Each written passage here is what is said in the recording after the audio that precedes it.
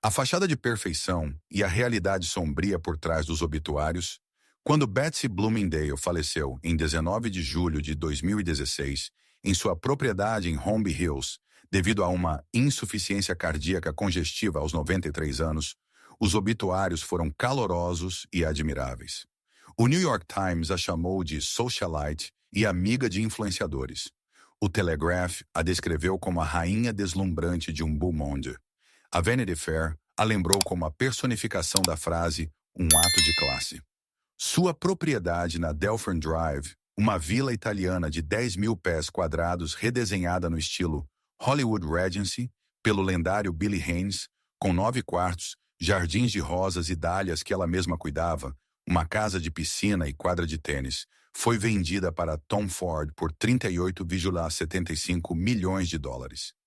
Nenhum dos obituários se deteve no fato de que seu marido manteve um relacionamento sadomasoquista de 12 anos com uma adolescente que ele recrutou na Sunset Strip, que Betsy precipitou a crise financeira que levou ao assassinato dessa mulher ao cortar sua mesada mensal, que alegações de fitas de sexo envolvendo funcionários do governo Reagan desencadearam intimações federais ao FBI e à CIA, ou que a mulher cuja morte desencadeou o escândalo foi espancada com um taco de beisebol aos 30 anos em uma cama encharcada de sangue em Studio City.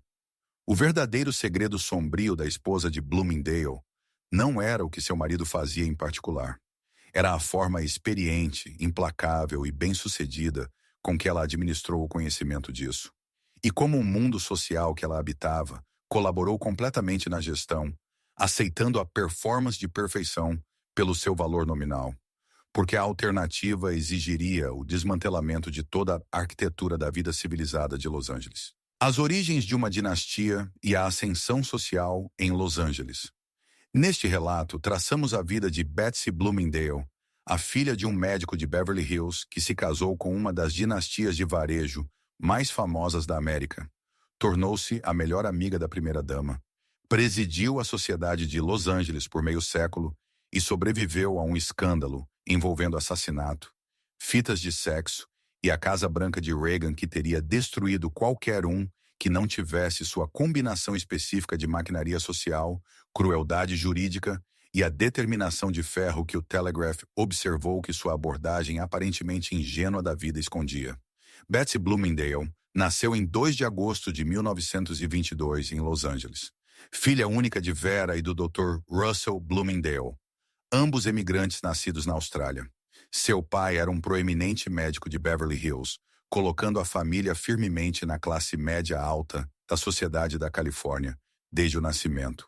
E ela frequentou a exclusiva Marlborough School em Hancock Park, a mesma instituição de elite que moldou gerações de mulheres ricas do sul da Califórnia.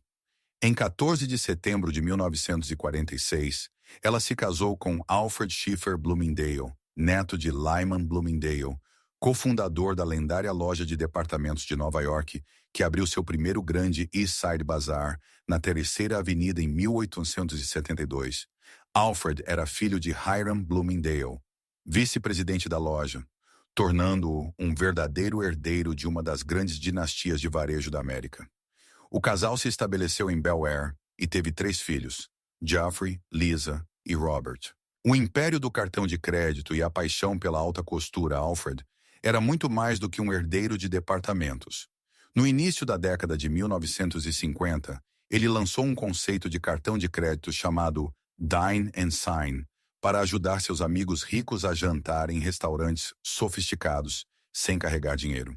Em 51, ele fundiu seu empreendimento com o Diners Club, a primeira empresa independente de cartões de pagamento do mundo, tornando-se eventualmente presidente do conselho em 1964. O sucesso financeiro deu a Betsy acesso ao mundo da alta costura parisiense.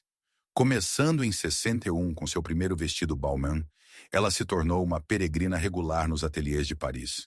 Dior, Valentino, Givenchy, Chanel, Courrèges, acumulando eventualmente uma coleção de mais de 125 peças de alta costura, representando mais de 3 décadas de patrocínio no topo da moda mundial. A coleção que ela doou ao Fashion Institute of Design and Merchandising foi tema de uma exposição em 2009, High Style, Betsy Bloomingdale and the Haute Couture, apresentando 60 de seus conjuntos ao longo de 4 décadas de história da moda. Ela apareceu pela primeira vez na lista internacional das mais bem vestidas em 1962, foi incluída no Hall da Fama em 1970 e, em 1975, foi acusada de fraude alfandegária por vestidos Dior, que importou sem declarar seu valor total, declarando-se culpada e sendo multada. Um episódio que forneceu a primeira indicação de que a superfície da vida dos Bloomingdale escondia transações que não suportavam um exame minucioso. O padrão de comportamento e a gestão da imagem pública. A fraude alfandegária envolvia a subvalorização de vestidos. Dior nas declarações, uma prática comum o suficiente entre mulheres americanas ricas que compravam alta costura em Paris para constituir uma tradição informal. Mas a confissão de culpa estabeleceu um padrão que definiria a carreira de Betsy. A disposição de operar no limite do comportamento aceitável, a confiança de que sua posição social absorveria quaisquer consequências e o entendimento de que uma multa paga silenciosamente era preferível a um escândalo gerido publicamente. A própria coleção de alta costura, reunida ao longo de décadas de viagens a Paris e compreendendo eventualmente mais de 125 peças das casas mais prestigiadas da França, era a evidência física de uma vida na qual a relação entre aparência e realidade era gerida com uma precisão que se estendia do caimento de uma jaqueta Dior à gestão do caso de 12 anos de seu marido com uma fugitiva adolescente. E a mesma mulher que mantinha cadernos registrando cada jantar de 59 até sua morte, aplicava a mesma atenção meticulosa à curadoria de uma imagem pública que pudesse resistir a qualquer quantidade de conhecimento privado. A primeira amiga e a influência na Casa Branca de Reagan, a autoridade social de Betsy Bloomingdale era inseparável de sua amizade com Nancy Reagan, que começou no final da década de 1950 e se aprofundou por mais de 3 décadas. Quando Ronald Reagan foi eleito governador em 76 e mais tarde presidente em 80, os Bloomingdale estavam no centro do círculo íntimo. Alfred era um membro-chave do gabinete de cozinha, o grupo de californianos conservadores ricos que apoiaram Reagan desde o início, e Reagan o nomeou tanto para o Conselho Consultivo de Inteligência Estrangeira quanto para a Comissão Consultiva de Diplomacia Pública. Betsy era referida abertamente como a primeira amiga, a confidente mais próxima de Nancy Reagan e a maior influência individual no mundo estético e social da primeira-dama. Como escreveu o correspondente da Vanity Fair, Bob Colasello, Betsy era a conselheira da primeira-dama em roupas, decoração e entretenimento, e seu patrocínio aos designers parisienses, particularmente a Dior de Marc Bohan, ajudou a criar a autoridade visual glamourosa que definiu a Casa Branca de Reagan. Quando Nancy descreveu a posse em suas memórias, My Turn, ela escreveu: pouco antes de Ronnie aparecer, olhei em volta e encontrei o olhar da minha amiga Betsy Bloomingdale. Ela começou a chorar e, naturalmente, eu também. Os Bloomingdale eram frequentadores assíduos da Casa Branca e do rancho na Califórnia. E quando os Reagan se mudaram para Washington, Alfred e Betsy alugaram um apartamento no complexo Watergate para estarem perto do centro das coisas. Eles compareceram ao casamento do príncipe Charles e da princesa Diana em julho de 81, com Betsy acompanhando Nancy como parte da delegação oficial americana, e sua órbita social era genuinamente global. A anfitriã meticulosa e os segredos à mesa de jantar, ela foi fotografada com os Kissinger, os Cronkite, Malcolm Forbes, a princesa Caroline de Mônaco e a própria princesa Diana. No centro deste mundo estava a propriedade de Holmby Hills, uma vila italiana de 10.000 pés quadrados, construída nos anos 20 e completamente redesenhada por Billy Haynes no estilo Hollywood Regency, vizinha de Barbra Streisand e perto da própria casa dos Reagan em Bel Air. Como anfitriã, ela era meticulosa ao ponto da arte. Ela mantinha cadernos detalhados registrando cada jantar de 1959 até sua morte, listas de convidados, arranjos de assentos, configurações de mesa, menus, vinhos, flores e seus próprios trajes, garantindo que nenhum convidado encontrasse os mesmos pratos ou a visse no mesmo vestido. Galanos, Dior, Trigeri ou Carolina Herrera 2 vezes.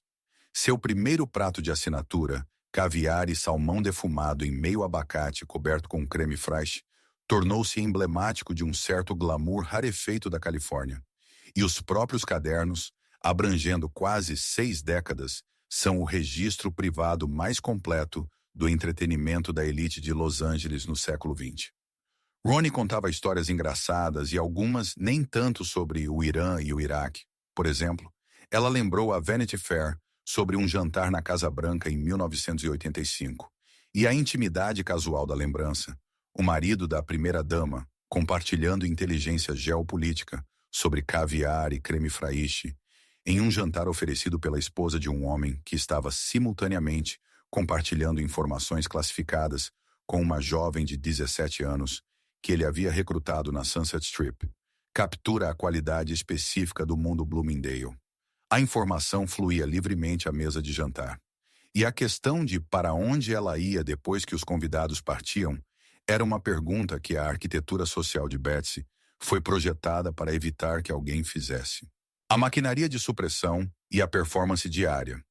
A maquinaria específica de supressão que Betsy implantou não foi um único ato dramático, mas uma performance diária sustentada. A continuação da realização de jantares durante o período em que o processo de pensão gerava cobertura de primeira página, a continuação da presença em galas durante o julgamento por assassinato, as contínuas viagens a Paris durante a controvérsia das fitas de sexo, cada aparição pública era uma declaração de que o escândalo estava acontecendo com outra pessoa em outro mundo, com pessoas cujas vidas não tinham conexão com a mulher no vestido Dior, inspecionando seu jardim de rosas na Delphine Drive. O mundo social que ela habitava colaborou nessa performance porque a alternativa, reconhecer que a anfitriã mais celebrada de Los Angeles era simultaneamente a mulher cujo marido explorou uma adolescente por 12 anos e que terminou em assassinato, exigiria o desmantelamento de toda a arquitetura social que os jantares de Betsy, sua amizade com a primeira-dama e suas aparições na lista das mais bem-vestidas representavam. E ninguém naquele mundo estava disposto a pagar esse preço por causa de uma mulher morta cujo relacionamento com um homem poderoso o sistema legal já havia classificado como prostituição.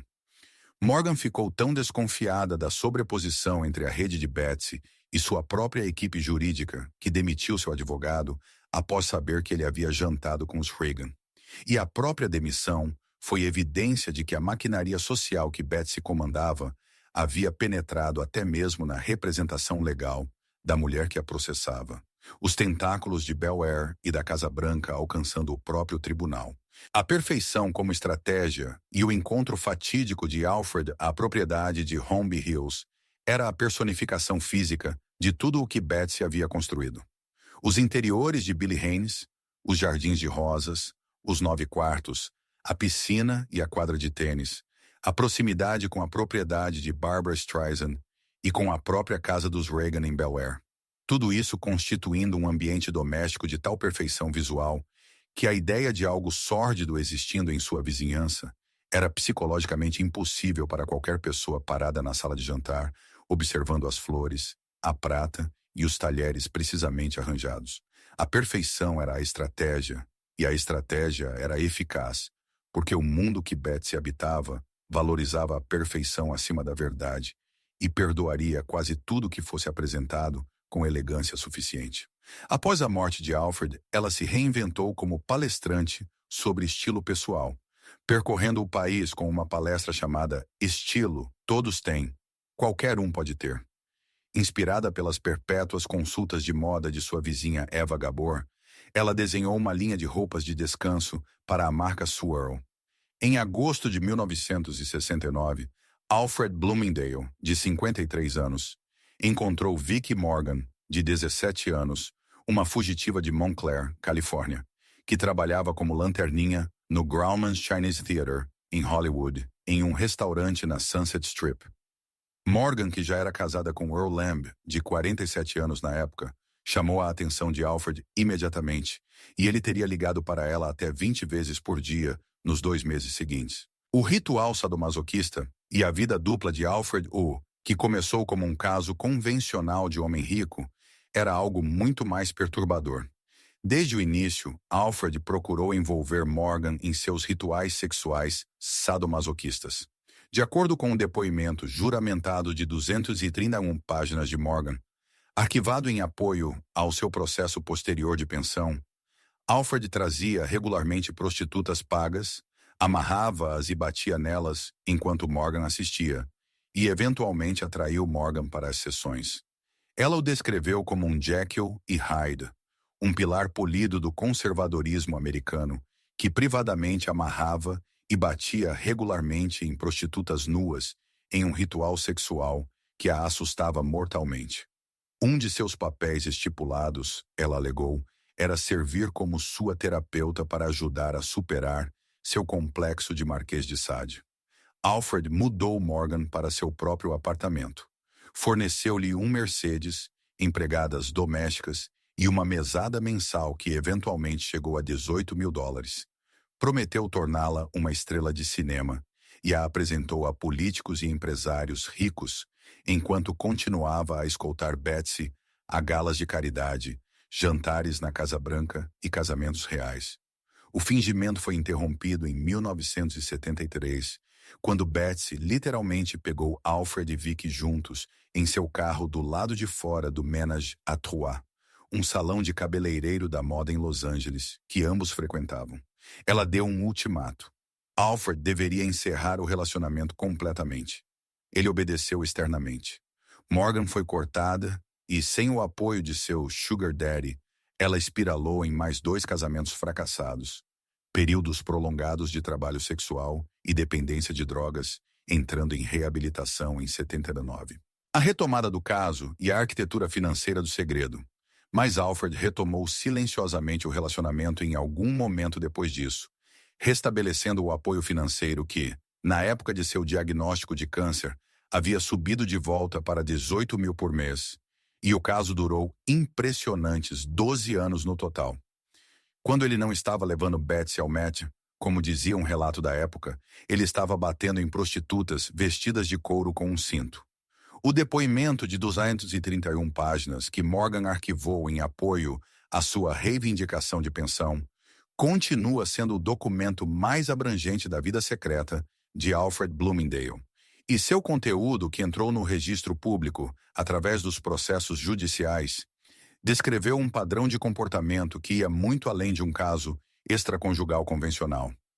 O recrutamento ritual de prostitutas, o ato de amarrar e bater, as práticas sadomasoquistas específicas que Morgan disse que a assustavam mortalmente, e o papel que lhe foi atribuído como sua terapeuta para ajudar a superar seu complexo de Marquês de Sade, uma formulação que sugere que Alfred entendia o que estava fazendo bem o suficiente para nomeá-lo, e buscava não parar, mas gerenciar a compulsão através do mecanismo específico de uma jovem que recrutou aos 17 anos e instalou em um apartamento financiado pela mesma fortuna que financiava a propriedade de Holmby Hills, os jantares na Casa Branca e as peregrinações de alta costura a Paris. A existência dual foi sustentada por 12 anos através da arquitetura financeira específica que Alfred construiu.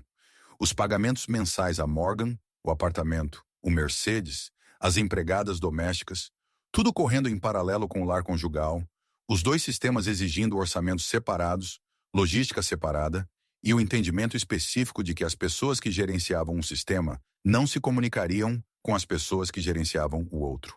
A descoberta de Betsy no Salão Ménage à Trois, em 73, interrompeu a separação, mas não a destruiu, porque a conformidade temporária de Alfred com seu ultimato foi seguida por uma retomada silenciosa que sugere que ambas as partes entendiam o arranjo como uma característica permanente do casamento, em vez de uma aberração a ser corrigida. Riscos à segurança nacional e à vigilância da Casa Branca. A nomeação de Alford para o Conselho Consultivo de Inteligência Estrangeira do presidente deu-lhe acesso a reuniões classificadas sobre assuntos de segurança nacional. E Morgan jurou em seu depoimento que ele compartilhava continuamente assuntos secretos e delicados da Casa Branca com ela, incluindo seus julgamentos sobre as nomeações do gabinete de Reagan, a identidade de doadores de campanha e suas opiniões sobre o círculo íntimo. Ela alegou que Alford pediu que ela se voluntariasse na sede principal da campanha de Reagan e que ela o fez. Um porta-voz da Casa Branca confirmou que um assessor presidencial se reuniu com o advogado de Morgan em uma base não oficial, sugerindo que a administração estava monitorando a situação com a vigilância específica de pessoas que entendiam que a amante de um membro do gabinete de cozinha estava de posse de informações classificadas e havia sido colocada dentro da infraestrutura da campanha pelo homem que a recrutou na Sunset Strip, quando ela tinha 17 anos. As implicações de segurança nacional não eram teóricas, mas operacionais. Inteligência classificada estava sendo transmitida da Casa Branca através de um membro do círculo consultivo do presidente para uma civil sem autorização, cuja existência a administração não podia reconhecer publicamente. E a escolha da administração de monitorar em vez de confrontar a situação confirmou que as pessoas responsáveis por proteger o presidente entendiam a vulnerabilidade e escolheram a gestão em vez da ação. O papel de Betsy na manutenção da estabilidade política. A posição de Betsy nesta arquitetura era específica. Ela era o rosto público do casamento que fornecia a Alford a credibilidade social necessária para manter seus relacionamentos políticos. E sem sua performance de esposa feliz, realizada e elegante, os jantares, o acesso à Casa Branca e a nomeação para o Conselho de Inteligência teriam sido impossíveis. A maquinaria social da era Reagan exigia que seus participantes apresentassem uma imagem específica de estabilidade conjugal. E Betsy forneceu essa imagem com uma consistência que nenhum conhecimento privado sobre as atividades de Alford poderia interromper. O perigo específico que a situação de Morgan representava para a administração, Reagan não era o constrangimento pessoal, mas as implicações de segurança nacional de inteligência, classificada sendo compartilhada com uma civil sem autorização. E a escolha da administração de monitorar através de canais não oficiais, em vez de confrontar diretamente, confirma que as pessoas responsáveis por proteger o presidente entendiam a vulnerabilidade e escolheram a gestão em vez da ação. A mesma escolha que Betsy vinha fazendo em seu próprio casamento desde pelo menos 73. O paralelo entre a gestão da administração da situação de Morgan e a gestão de Betsy do casamento é impressionante. Ambos escolheram manter a superfície em vez de abordar a realidade. Ambos calcularam que o custo da exposição excedia o custo do silêncio contínuo. E ambos confiaram na maquinaria social específica de seus respectivos mundos para garantir que o conhecimento permanecesse contido em círculos cujos membros tinham seus próprios motivos para o silêncio. Alford pediu a Morgan para se voluntariar na sede principal da campanha de Reagan, e ela alegou que o fez, o que significava que a mulher que o tribunal mais tarde caracterizaria como prostituta estava trabalhando dentro da infraestrutura da campanha do futuro presidente, colocada lá por um membro de seu próprio gabinete de cozinha. Um detalhe cujas implicações para os protocolos de segurança da campanha nunca foram examinadas publicamente, mas cuja existência no registro do tribunal confirma que a interseção entre a vida secreta de Alford e sua vida política não era teórica, mas operacional. As reuniões classificadas que Alford frequentava como membro do Conselho Consultivo de Inteligência Estrangeira representavam as informações de segurança nacional mais sensíveis que o governo possuía. E seu hábito documentado de compartilhar essas informações com Morgan significava que existia um oleoduto da sala de reuniões da Casa Branca, através do quarto de um membro do gabinete de cozinha, para uma mulher cuja existência a administração não podia reconhecer publicamente. Um oleoduto cujas implicações de segurança eram sérias o suficiente para gerar arquivos da CIA que permaneceram classificados por quase 3 décadas. O processo de 5 milhões e a morte de Alfred Bloomingdale. 6 semanas antes da morte de Alfred, em 8 de julho de 1982, Vicky Morgan representada pelo lendário advogado de pensão de Hollywood, Marvin Mitchelson, entrou com um processo de $5 milhões contra Alfred e seu espólio, nomeando Betsy também. O processo foi posteriormente expandido para 11 milhões. A cobertura da mídia pré-julgamento foi devastadora. Documentos judiciais divulgados publicamente descreveram o relacionamento sexual com a especificidade gráfica do depoimento de 231 páginas, e o material transformou o nome Bloomingdale, de um sinônimo de elegância de varejo americana, em algo que as primeiras páginas não podiam ignorar. Betsy e seus advogados revidaram, argumentando que Morgan tinha sido uma prostituta paga, não uma companheira ou parceira, e que qualquer contrato era inexequível como um contrato de prostituição. Um juiz do Tribunal Superior concordou em setembro de 82, declarando Morgan uma amante bem paga e rejeitando as reivindicações primárias. A estratégia legal foi brutal. Ao caracterizar o relacionamento de 12 anos como pura prostituição, a equipe de Betsy derrotou a reivindicação de pensão enquanto despojava Morgan de qualquer dignidade. Transformando um relacionamento humano que durou 12 anos, produziu um depoimento de 231 páginas de vida compartilhada e incluiu o compartilhamento de inteligência classificada da Casa Branca em uma transação comercial. Morgan ficou profundamente desconfiada de seu próprio advogado. Quando soube que Mitchelson havia jantado com Ronald e Nancy Reagan, sendo Nancy a melhor amiga de Betsy, ela concluiu que as lealdades dele estavam comprometidas e o demitiu, contratando Robert Steinberg em seu lugar. Em agosto de 82, Alfred morreu de câncer e deixou todo o seu espólio para Betsy. Em fevereiro, 6 meses antes de sua morte, ele havia assinado 2 cartas prometendo apoio contínuo a Morgan. A única evidência escrita do arranjo financeiro e o encerramento da mesada mensal de $18 mil por Betsy, após a morte dele, foi o ato mais consequente de sua vida, porque precipitou a crise financeira que levou Morgan a abrir o processo, ameaçar um livro revelador, mudar-se com um homem mentalmente instável e, finalmente, ser assassinada. A queda de Vicky Morgan e o assassinato brutal. O advogado de Morgan a descreveu na época de sua morte como indigente, sobrevivendo vendendo os presentes de Alfred um por um. O Mercedes, as joias, a evidência material de 12 anos, sendo convertida peça por peça no dinheiro necessário para sobreviver mais uma semana. Os processos de pensão forçaram a entrada no registro público de detalhes que tanto a família Bloomingdale quanto a Casa Branca de Reagan tinham fortes razões para suprimir.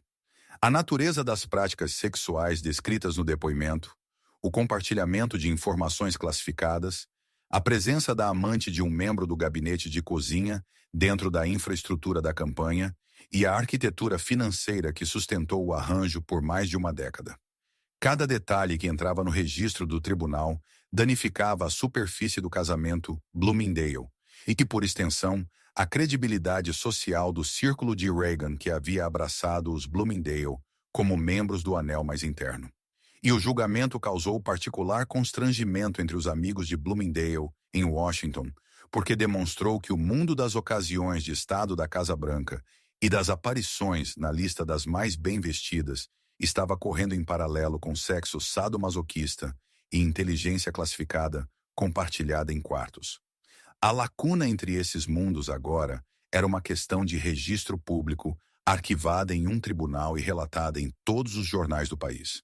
A crueldade específica da estratégia legal foi que ela usou a verdade sobre a dependência financeira de Morgan, que era em si um produto da exploração de Alfred, como um instrumento de sua destruição legal.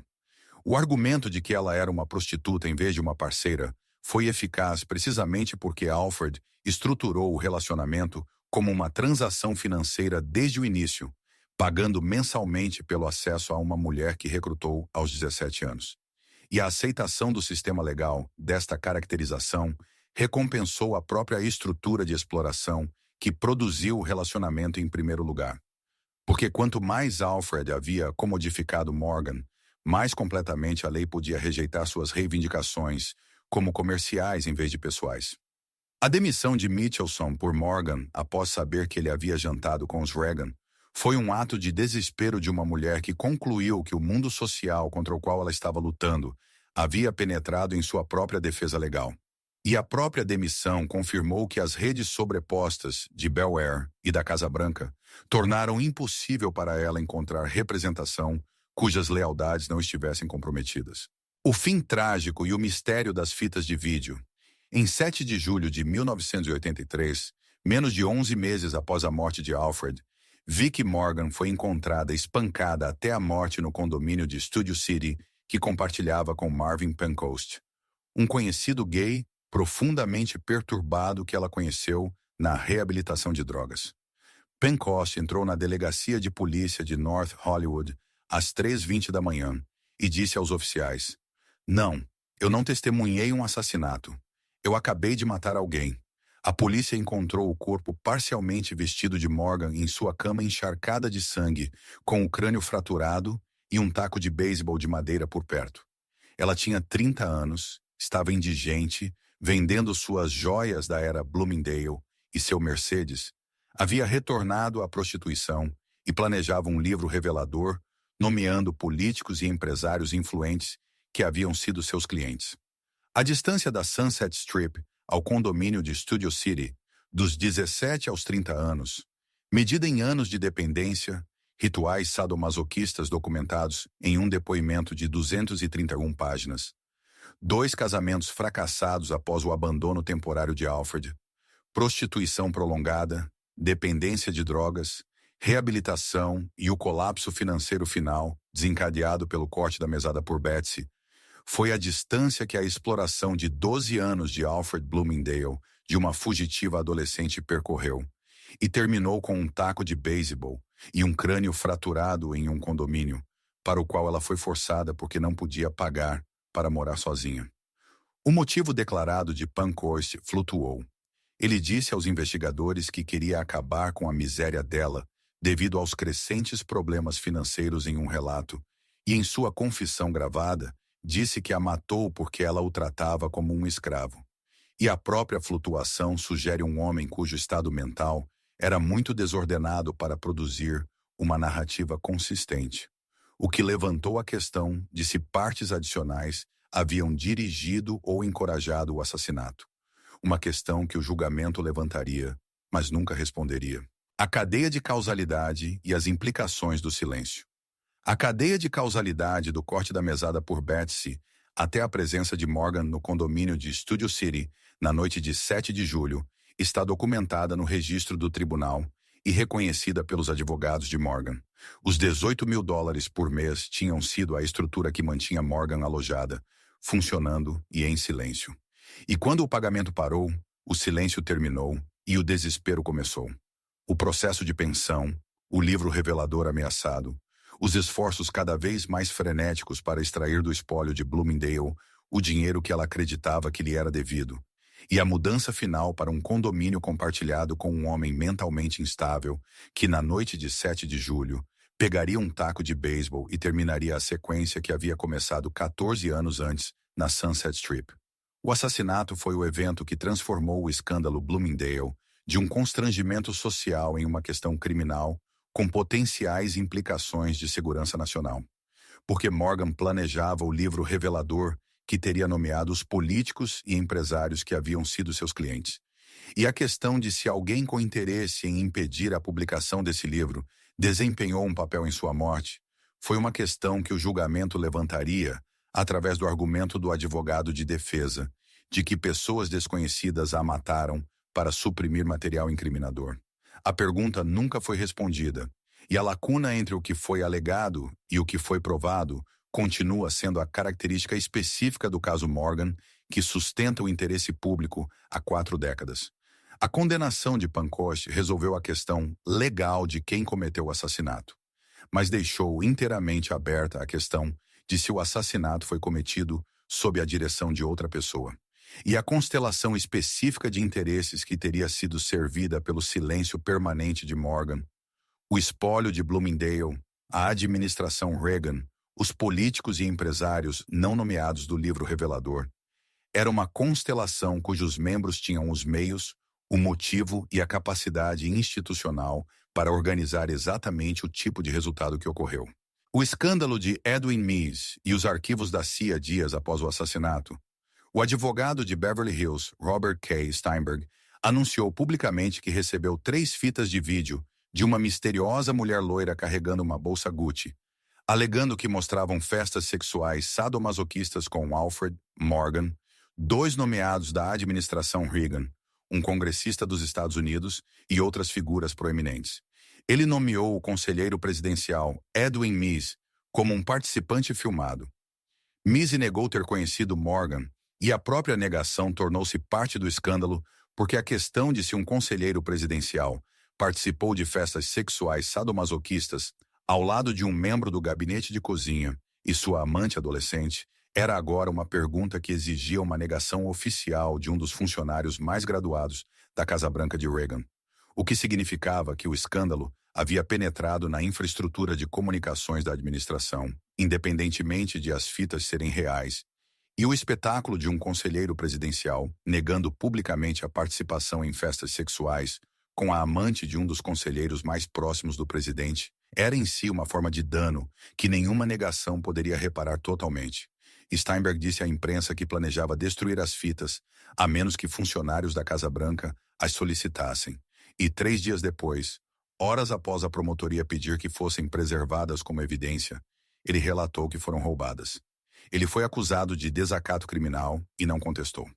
Documentos da CIA desclassificados em 2010 confirmaram que os advogados de Pancoast emitiram intimações ao FBI, à CIA, ao Departamento de Polícia de Los Angeles, ao Rancho La Costa Country Club e ao Westwood Marquis Hotel, buscando todos os documentos, fitas de áudio ou fitas de vídeo retratando ou relacionadas a Vicky Morgan e ao conselheiro presidencial Edwin Meese, ou qualquer outro funcionário do governo.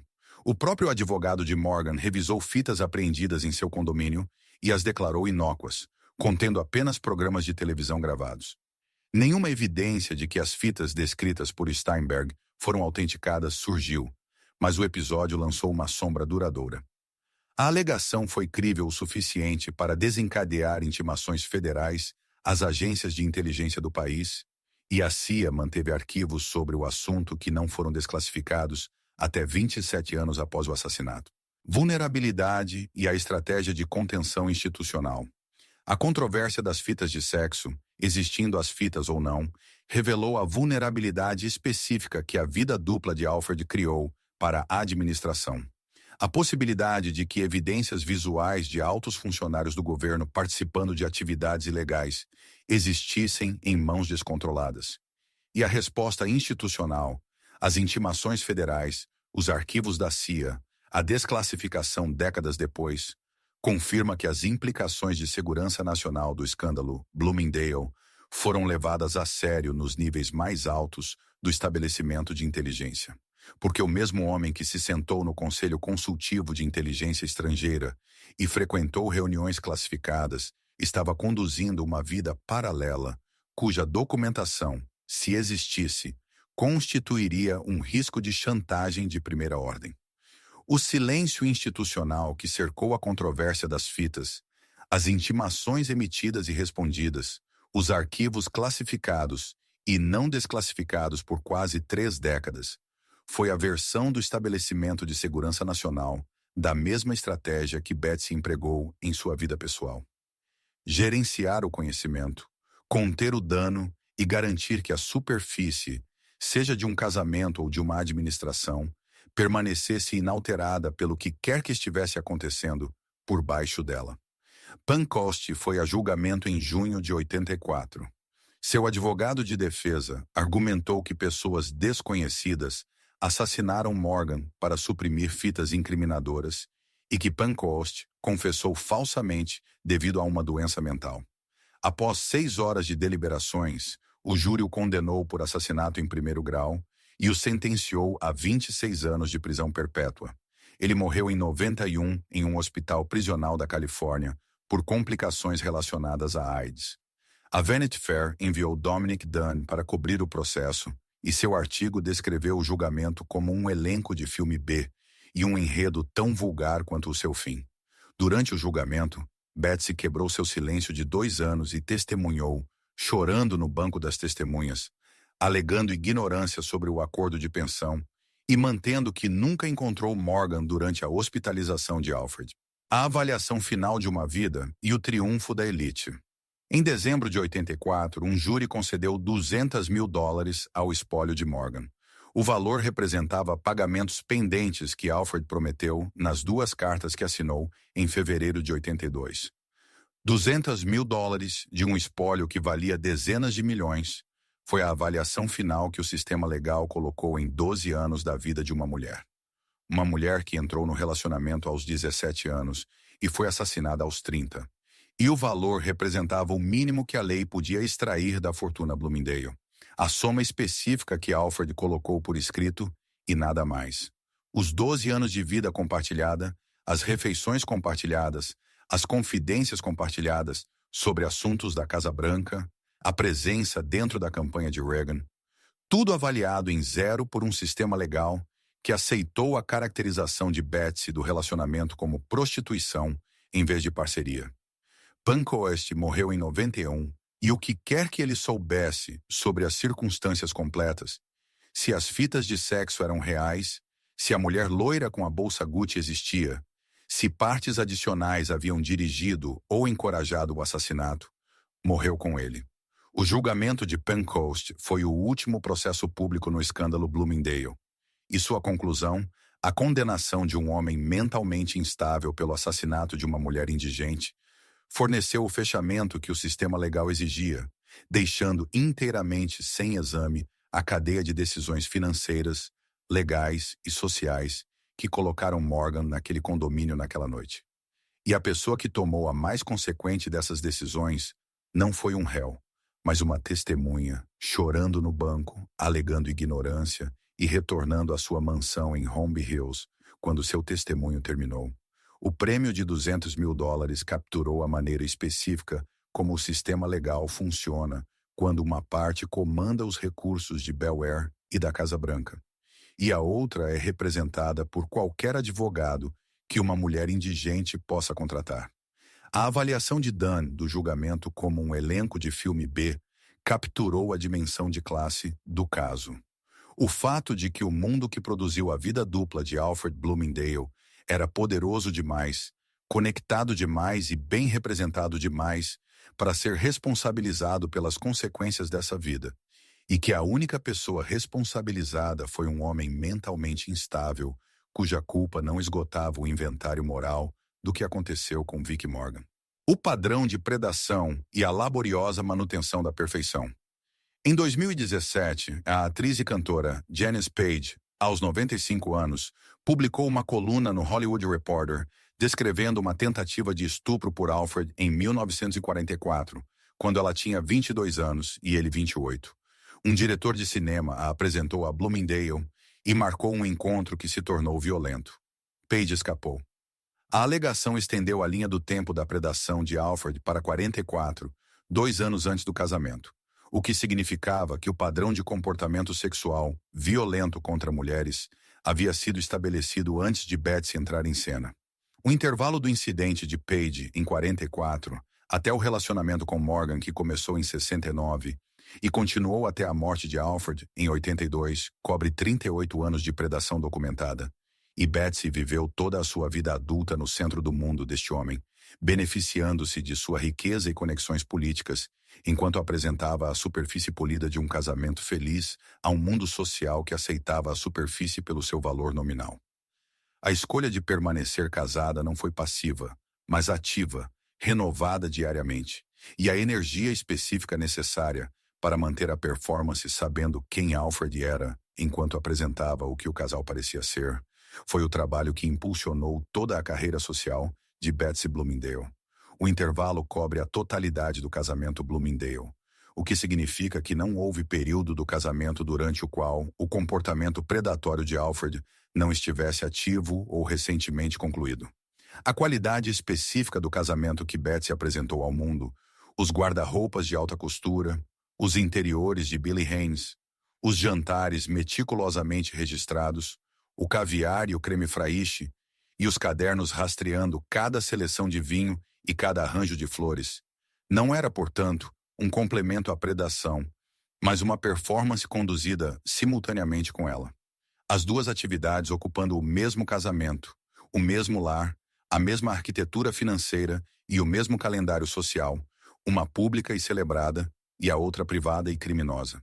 E o gênio de Betsy foi sua habilidade de sustentar ambas as atividades sob o mesmo teto, sem permitir qualquer conexão visível entre elas.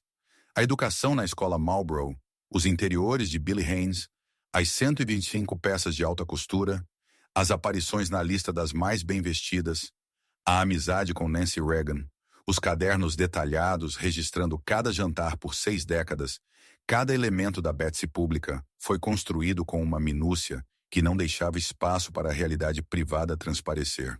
E a minúcia mantida sem interrupção, através de 4 décadas de casamento, com um homem cujo comportamento predatório durou 38 anos documentados, é a conquista específica que os obituários celebraram sem entender o que custou ou o que escondeu. O veredito final e o legado de uma mulher inconveniente. O que emerge do registro é um retrato de Betsy não como uma esposa enganada, mas como um agente ativo nos eventos que moldaram o fim de Morgan. O corte financeiro foi seu ato mais consequente. Ao encerrar a mesada que sustentou Morgan por mais de uma década, ela precipitou a cascata que terminou em assassinato. A estratégia legal que caracterizou o relacionamento como prostituição foi executada com uma eficiência que serviu não apenas aos interesses financeiros de Betsy, mas aos interesses políticos da administração Reagan, reduzindo um potencial escândalo de segurança nacional a uma questão doméstica sórdida que a mídia poderia cobrir como fofoca em vez de governança. O advogado demitido de Morgan jantou com os Reagan. A Casa Branca monitorava o caso através de canais não oficiais e as redes sociais sobrepostas de Bel Air e da administração tornaram impossível para Morgan encontrar representação cujas lealdades não estivessem comprometidas. O silêncio de 2 anos não foi luto, mas estratégia. Betsy frequentou festas, manteve os rituais e só quebrou seu silêncio quando o tribunal a obrigou a testemunhar. A qualidade específica que tornou sua gestão tão eficaz foi a manutenção implacável da normalidade, a continuação da realização de jantares, as viagens contínuas a Paris, o uso contínuo dos cadernos registrando cada lista de convidados e cada arranjo de assentos, conduzidos com tal consistência que o escândalo tornou-se, aos olhos de seu mundo social, uma interrupção em vez de uma revelação. Ela não se defendeu porque a defesa exigiria reconhecimento. E o reconhecimento exigiria admitir que a vida que ela construiu, a propriedade de Holmby Hills com os interiores de Billy Haynes e os jardins de rosas e os cadernos rastreando 6 décadas de jantares, foi construída sobre uma base que incluía a exploração de uma fugitiva de 17 anos, o compartilhamento de inteligência classificada com aquela adolescente e o eventual assassinato daquela mulher por um homem mentalmente instável em um condomínio para o qual ela foi forçada, porque Betsy encerrou os pagamentos que a mantinham viva.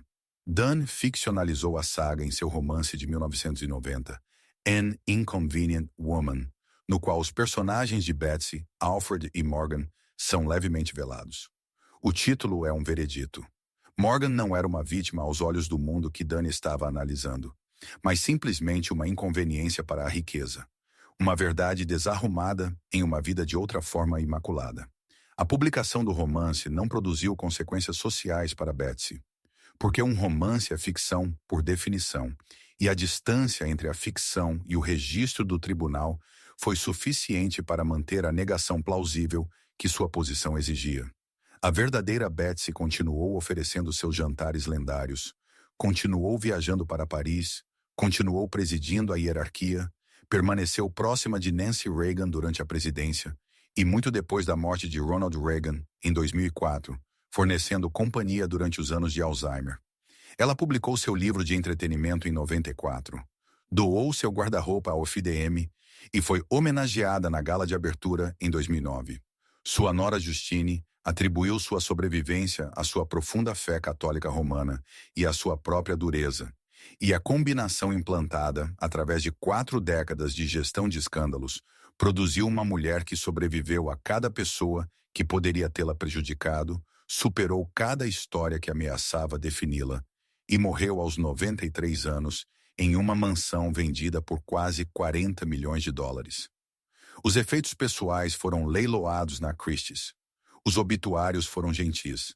A sobrevivência é o detalhe mais revelador, porque demonstra que a maquinaria social que Betsy construiu era forte o suficiente para absorver um escândalo que incluiu assassinato, fitas de sexo, intimações federais à CIA, um julgamento de pensão que colocou práticas sadomasoquistas no registro público e a exposição do compartilhamento de inteligência classificada entre um membro do gabinete de cozinha e sua amante adolescente. Cada jantar que ela ofereceu após o julgamento, cada gala que frequentou, cada viagem a Paris, foi evidência de que seu mundo social havia tomado sua decisão sobre como categorizar os eventos de 82 e 83. E a decisão foi que os eventos foram uma interrupção na vida de Betsy Bloomingdale, em vez de uma revelação sobre ela. Uma tempestade que passou, em vez de uma verdade que foi exposta. A mulher que arquitetou esta categorização, através do silêncio, através da estratégia legal, através da manutenção implacável da normalidade, ganhou o direito, aos olhos daquele mundo, de ser lembrada como desejava. E os cadernos que registraram cada jantar por quase 6 décadas permaneceram fechados. Suas entradas meticulosas documentando não apenas as listas de convidados e as seleções de vinhos, mas o trabalho diário específico de uma mulher que passou toda a sua vida adulta performando a perfeição contra um pano de fundo de conhecimento que teria destruído a performance se ela algum dia se permitisse reconhecê-lo. Vicky Morgan tinha 17 anos quando Alfred Bloomingdale a encontrou trabalhando como lanterninha no Grauman's Chinese Theater. Ela tinha 30 anos quando Marvin Pancoast a encontrou em sua cama e a matou. Entre essas datas, ela suportou 12 anos de práticas sadomasoquistas, documentadas em um depoimento de 231 páginas. Assistiu Alfred trazer prostitutas pagas para amarrar e bater enquanto servia, como o que ela chamava de sua terapeuta. Foi abandonada financeiramente quando Betsy os descobriu no Salão Ménage, à Troyes, em 73, espiralou através de 2 casamentos, trabalho sexual e vício. Foi aceita de volta por Alfred em algum momento posterior. Foi cortada permanentemente por Betsy após a morte de Alfred e foi assassinada por um homem com quem compartilhava um condomínio porque não podia pagar para morar sozinha. Em nenhum momento qualquer pessoa ou instituição com autoridade para intervir realmente o fez. O sistema legal rejeitou suas reivindicações. O estabelecimento político a monitorou como uma ameaça. O mundo social que tolerou sua existência a apagou de sua memória no momento em que ela se tornou inconveniente. E a mulher que tomou a decisão mais consequente em toda a sequência, o encerramento da mesada, continuou a oferecer jantares, frequentar galas e viajar para Paris sem interrupção. Seus cadernos detalhados registrando cada lista de convidados, cada seleção de vinho e cada arranjo de flores com a mesma precisão meticulosa que ela aplicava a cada jantar desde 1959. O nome Bloomingdale manteve seu brilho. A mulher que passou meio século mantendo-o havia vencido. A história de Betsy Bloomingdale é um estudo de caso sobre o uso da influência social como impunidade. Ela viveu por mais de uma década sabendo do caso de seu marido com uma adolescente que ele recrutou através da manipulação. Beneficiou-se das conexões políticas que o relacionamento dele com Reagan proporcionou. E quando o câncer de Alfred o privou da habilidade de gerenciar seus 2 mundos, foi Betsy quem executou o movimento decisivo. Nada disso foi ilegal, mas foi conduzido por trás da performance de uma mulher que parecia se preocupar apenas com arranjos de mesa, vestidos de alta costura e a qualidade de seu creme fraiche. E Vicky Morgan foi, como sugeria o título de Dunn, simplesmente inconveniente. Uma verdade desarrumada em uma vida de outra forma imaculada. A ironia específica da biografia de Betsy Bloomingdale é que as qualidades que os obituários celebraram, a meticulosidade, o perfeccionismo, a determinação de ferro escondida sob o exterior ingênuo, foram as mesmas qualidades que permitiram a supressão do escândalo Morgan. Porque a mulher que manteve 6 décadas de cadernos de jantares, registrando cada lista de convidados, Cada arranjo de assentos e cada seleção de vinhos aplicou a mesma atenção obsessiva aos detalhes na gestão da vida dupla de seu marido. E os próprios cadernos, correndo de 59 até sua morte, são o registro de um universo paralelo no qual o escândalo nunca aconteceu. No qual os únicos eventos que valiam a pena registrar eram os jantares, as flores e os vestidos.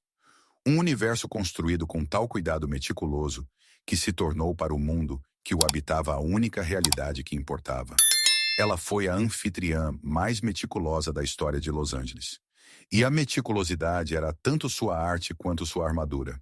A qualidade que tornou seus jantares lendários e a qualidade que tornou o escândalo sobrevivível. E a mulher que morreu aos 93 anos em uma mansão vendida por 40 milhões de dólares havia ganhado aquela mansão. Havia ganhado os obituários gentis, o leilão da Christie's e a venda para Tom Ford, pelo trabalho específico de manter a perfeição por 6 décadas, sem nunca permitir que a superfície rachasse. Antes deste vídeo, você já tinha ouvido falar sobre a vida secreta e sombria da esposa de Bloomingdale?